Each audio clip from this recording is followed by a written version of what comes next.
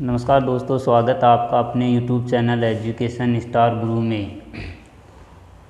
दोस्तों, अभी जो राजस्थान पुलिस की एग्ज़ाम लग रही है, यानी इस एग्ज़ाम में जो आपका राजस्थान से संबंधित या भारत से संबंधित जो जीके है या भारत का जो भूगोल है उससे संबंधित प्रश्न यहाँ आपको बताए जा रहे हैं।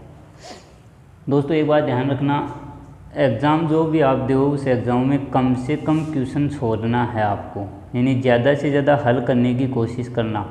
अगर आप कम क्वेश्चन छोड़ोगे तो आप कम नंबरों से पीछे रहोगे।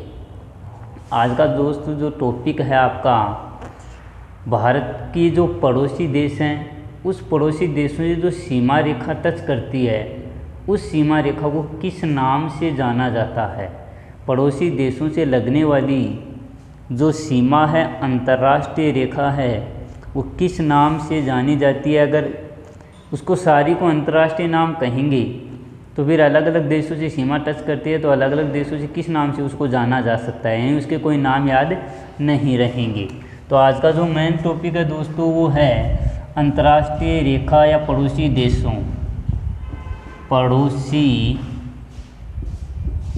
देशों से लगने वाली रेखा का नाम, सीमा रेखा का नाम क्या है। यानी अगर अलग अलग देशों से ये जो रेखा है अंतर्राष्ट्रीय रेखा वो अलग अलग नामों से जानी जाती है, तो किस देश से जो अंतर्राष्ट्रीय रेखा वो किस नाम से जानी जाएगी। जो पड़ोसी देशों से लगने वाली सीमा रेखा, यहाँ रेखा का मतलब जो सीमा है किस देश की कहाँ से सीमा टच करती है और वो किस नाम से जानी गई है। पाकिस्तान के साथ जो सीमा टच करती है वो किस नाम से जानी जाएगी, चीन के साथ जो सीमा टच करती है वो किस नाम से जानी जाएगी, बांग्लादेश के साथ जो सीमा टच करेगी वो किस नाम से जानी जाएगी, और उसका निर्धारण कब या किसके द्वारा किया गया। दोस्तों, आज यही रहेगा।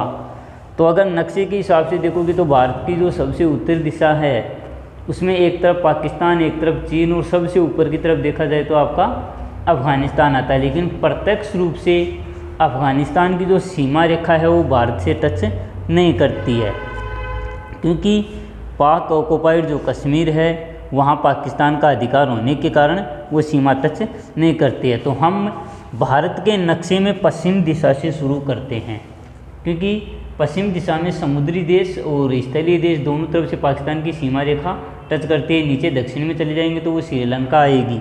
तो पश्चिम दिशा में है जो पाकिस्तान, यहाँ है भारत पाकिस्तान की रेखा। दोस्तों, इसको अंतर्राष्ट्रीय रेखा के नाम से भी जाना जा सकता है। सभी देशों की जो रेखाएं हैं वो अंतर्राष्ट्रीय रेखा के नाम से भी जाना जाएगा। तो भारत और पाकिस्तान के साथ जो रेखा टच करती है उसको हम रेड क्लिफ रेखा के नाम से जाना जाता है। रेड क्लिफ रेखा, इसको रेड क्लिफ रेखा क्यों कहा गया है। रेड का मतलब होता है लाल रेखा जो होती है। तो भारत पाकिस्तान के बीच संघर्ष होता रहता है, लड़ाई होती रहती है, तो उसका नाम खून खराबा होता रहता है, तो इसको रेड क्लिफ नाम है वो दिया गया। तो भारत और पाकिस्तान के साथ जो अंतर्राष्ट्रीय सीमा रेखा या भारत पाकिस्तान को स्पर्श करने वाली, छूने वाली, भारत पाकिस्तान को अलग अलग करने वाली जो रेखा है उसका नाम क्या है आपका, रेड क्लिफ रेखा। और ये रेखा कब निर्धारित की गई, 15 भारत की आज़ादी और स्वतंत्रता, तो आज़ाद जब हुआ उसी समय इन दोनों देशों के बीच, क्योंकि भारत की आज़ादी के समय ये देश अलग अलग हुए थे, तो अलग अलग हुए उसी समय से रेखा का निर्धारण होगा। तो रेखा है 15 अगस्त, क्योंकि भारत आज़ाद होता है 15 अगस्त को, 15 अगस्त 1947 को ये रेखा है वो निर्धारित की गई। और रेड क्लिफ आयोग, एक आयोग बनाया गया इसके लिए, उस आयोग का नाम है रेड क्लिफ। रेड क्लिफ नामक जो व्यक्ति है इसकी अध्यक्षता में, रेड क्लिफ नामक व्यक्ति भी यहाँ लिख सकते हो।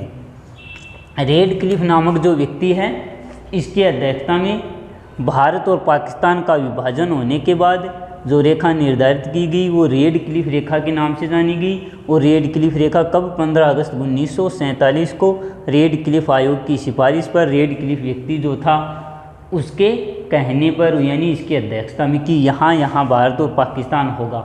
तो अब दोस्तों पहली जो रेड क्लिफ रेखा है वो कब निर्धारित की गई? भारत और पाकिस्तान के बीच में। एक और आता है दोस्तों, अगर आपने नाम सुना हो तो LAC और LOC, ये भी भारत और पाकिस्तान के बीच की रेखाएं हैं। नाम सुना हो तो LAC और LOC। ये है लाइन एक्चुअल कंट्रोल, वास्तविक नियंत्रण रेखा। ये है वास्तविक और ये है LOC, लाइन ऑक्युपाइड जो कश्मीर होती है, एक्चुअल रेखा होती है, लाइन ऑफ कंट्रोल इसको कहा जा सकता है।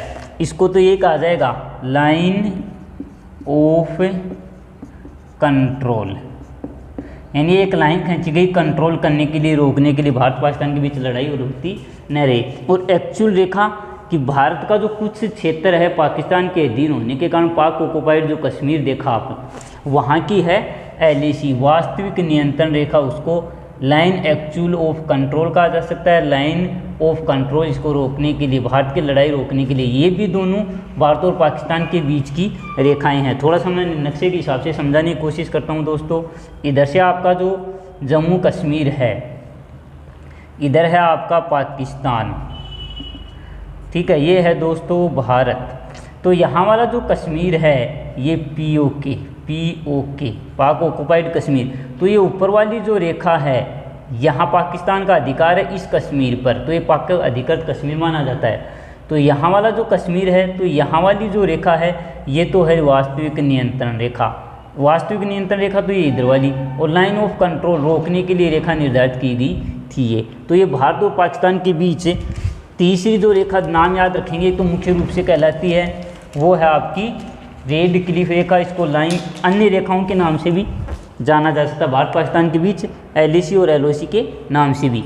अब इसकी जो सर्वाधिक लंबाई भारत के राजस्थान के साथ इसकी लंबाई लगती है, राजस्थान के साथ ये रेखा 1070 किलोमीटर। कल एक वीडियो मैंने डाला था कि पड़ोसी देशों के साथ किन किन राज्यों की सीमाएं टच करती हैं, तो वो मैंने कल बताया था। चीन के साथ कितनी किलोमीटर की रेखा, बांग्लादेश के साथ कितनी किलोमीटर की, तो रेड क्लिफ रेखा भी आपको बताई गई थी। और इस रेखा की जो लंबाई है, कितनी लंबाई है वो है 33 दोस्तों, आपको यहाँ 10 भी मिल सकता है, 33 किलोमीटर भी मिल सकती है। तो याद ये रखना है 3310 और 3323। भारत और पाकिस्तान के बीच जो रेखा है निर्धारण होता है उसको रेड क्लिफ रेखा के नाम से जाना जाता है। अब दोस्तों चीन से पहले अगर हम चलें तो पूर्व की तरफ चले जाएं, वो रेखा किस नाम से जानी जाएगी? देखो नक्शे के हिसाब से इधर आपका पाकिस्तान है और इधर आपका बांग्लादेश है भारत के, है ना दोस्तों। तो बांग्लादेश और पाकिस्तान दोनों एक ही थे, अलग अलग नहीं थे। भारत की आज़ादी के बाद पाकिस्तान की लड़ाई बांग्लादेश से हुई, तो भारत के सहयोग से बांग्लादेश एक देश बना। तो उस समय देखा जाए तो मैं अब दूसरी जो रेखा है वो आपकी बांग्लादेश के साथ टच करने वाली रेखा का नाम मैं यहाँ बता रहा हूँ कि बांग्लादेश के साथ जो रेखा टच करती है, तो यहाँ है भारत बांग्लादेश,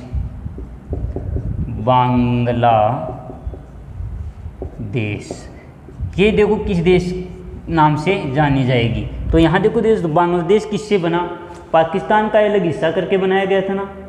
तो ये बांग्लादेश पहले पाकिस्तान के नाम से, पूर्वी पाकिस्तान के नाम से जाना जाता था, तो बांग्लादेश नाम हो गया इसका। 1971 में आज़ाद हुआ, तो ये बांग्लादेश भी पाकिस्तान था, ये भी पाकिस्तान है वर्तमान वाला, तो दोनों के बीच रेड क्लिफ रेखा, तो इसका नाम भी रेड क्लिफ लिखा हुआ मिलेगा, रेड क्लिफ। या दोस्तों इसको एक नया नाम दिया गया है वो 0 डिग्री रेखा, ये भी नाम याद रखना है। भारत और बांग्लादेश के बीच जो रेखा है वो किस नाम से जानी जाती है? 0 डिग्री रेखा के नाम से जानी जाती है। और इस रेखा की जो लंबाई है 4096 किलोमीटर। और भारत की जो अंतर्राष्ट्रीय सीमाएं हैं, उस अंतर्राष्ट्रीय सीमाओं में या पड़ोसी देशों से जो सीमा टच करती है उनमें सर्वाधिक इसी की लगती है, सर्वाधिक लंबी अंतर्राष्ट्रीय सीमा, सर्वाधिक लंबी अंतर्राष्ट्रीय सीमा इसी के साथ भारत की जो अंतर्राष्ट्रीय सीमा रेड क्लिफ रेखा की सबसे ज़्यादा लंबाई भारत पाकिस्तान के बीच देखा जाए तो आपके बांग्लादेश के बीच देखा जाए तो बांग्लादेश से टच करते हैं, उसमें हमारा जो पश्चिम बंगाल है वो सबसे लंबी रेखा टच करता है। इसके बाद दोस्तों आता है आपका चीन, जो चालाकी नंबर 3 विश्व में सबसे चालाक देश वो माना जाता है चीन। तो इसके द्वारा भारत और चीन के बीच जो रेखा है, चीन व भारत, देखो यहाँ की जो रेखा वो किस नाम से जानी जाएगी, भारत और चीन के बीच की रेखा देखो न है तो इसको मैकमोहन रेखा के नाम से कह सकते हैं, मैकमोहन रेखा। भारत और चीन के बीच की रेखा है वो मैकमोहन रेखा के नाम से जानी जाती है। और मैकमोहन रेखा देखो दोस्तों कितनी लंबी कहाँ से टच करती है, वो तो मैकमोहन रेखा जो है वो 1914 में निर्धारित की गई, 1914 में। और ये शिमला में कहाँ निर्धारित की गई, शिमला में। कहाँ है ये शिमला, हिमाचल में।